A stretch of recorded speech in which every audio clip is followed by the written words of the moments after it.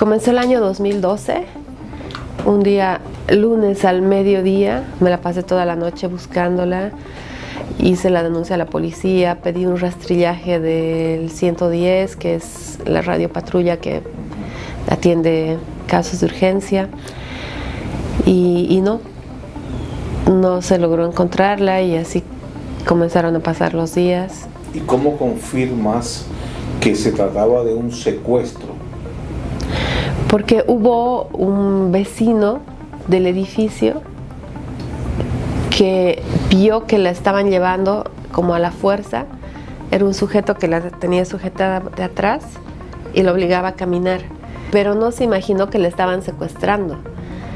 Él abrió la ventana y le dijo: esa no es la forma de tratar a una dama. Después ya se abre el caso y comenzamos con la búsqueda, y comienzan a pasar cosas muy raras, como que el detalle de llamadas del celular de mi hija de ese día sale sin ninguna llamada ni de ingreso ni de salida.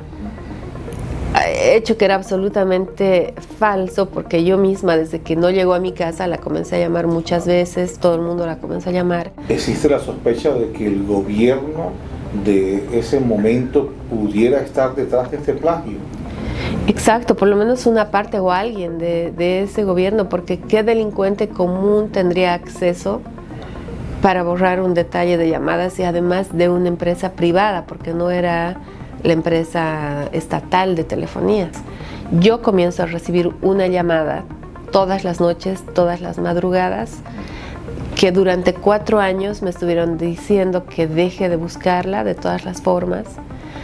Pero luego, cuando me contacté con una experta en trata de personas, boliviana también, pero que vive en Tailandia, fue la que me dijo: esa llamada no es para ti, ni tiene el objetivo de que dejes de buscar. Esa llamada es para mostrarle a ella que a ti te tienen en seguimiento, y que deje de intentar escaparse y que obedezca y que les haga caso. Unos años después aparece un cocalero de la Federación Trópico, unos meses después, no años, que me dice que a mi hija la iban a sacar del país y que la iban a llevar a Argentina. Fue en Calacoto, en la ciudad de La Paz, en un restaurante de Burger King en Calacoto, donde este cocalero fue, le entregué el dinero, y en plena mesa sacó el dinero, comenzó a contar, guardó, se fue. Y todo eso quedó grabado, con el detalle además de que estaba en una vagoneta con placa oficial.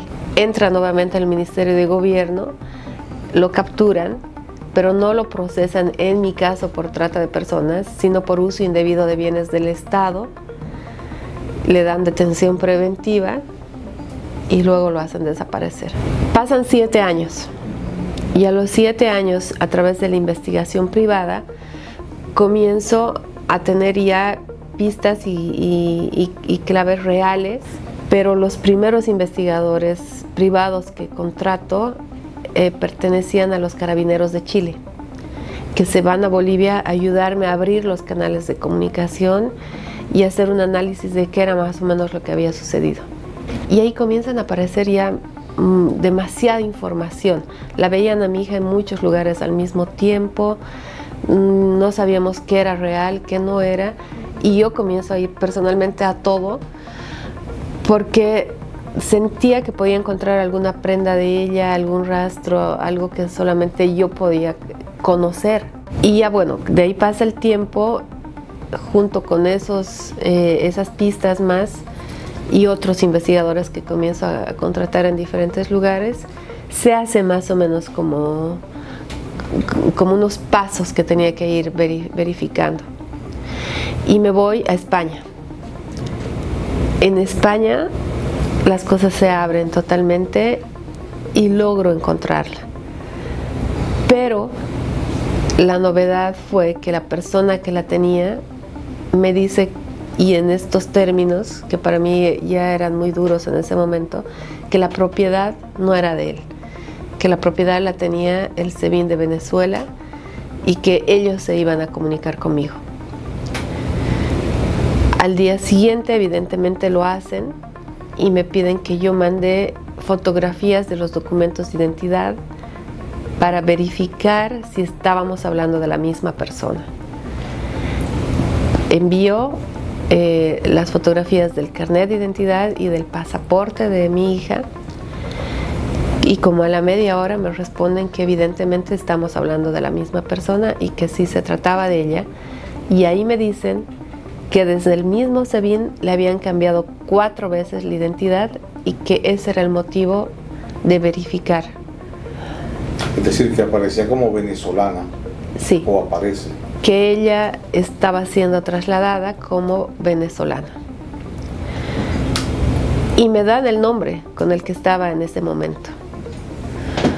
Entonces me dicen que yo vuelva a Bolivia, que espere a que la trasladen a Sudamérica y que íbamos a iniciar una negociación para su libertad en Venezuela.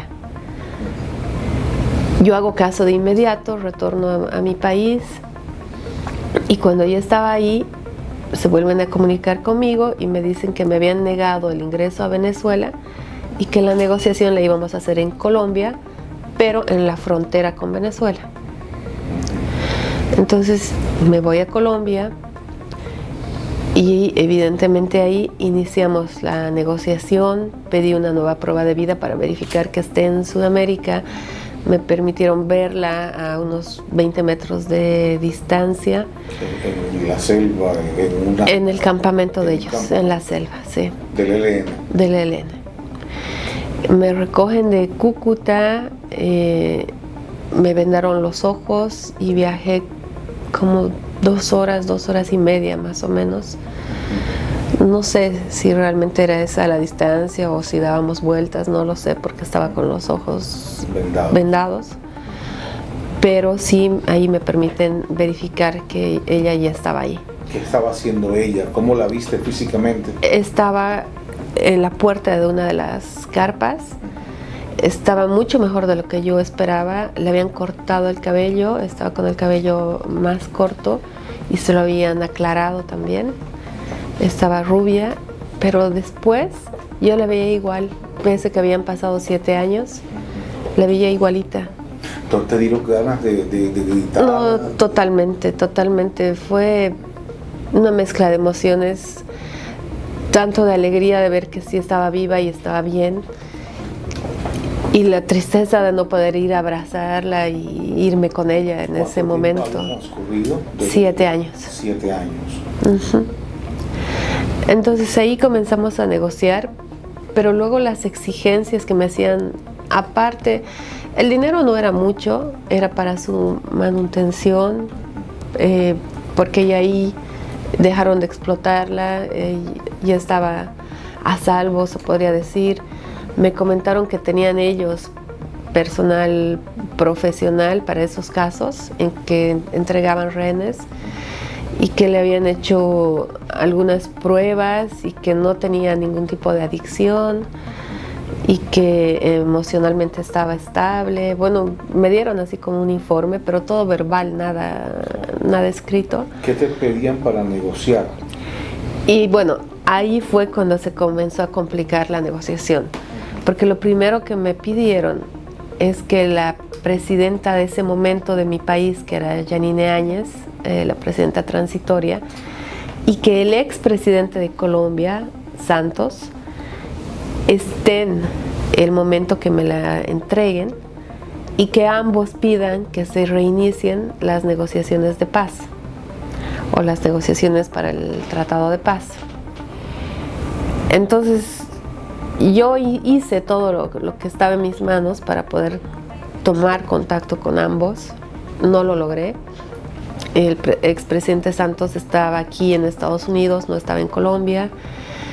La presidenta de mi país estaba totalmente ocupada. Yo le escribía al WhatsApp, la llamaba, no me contestaba.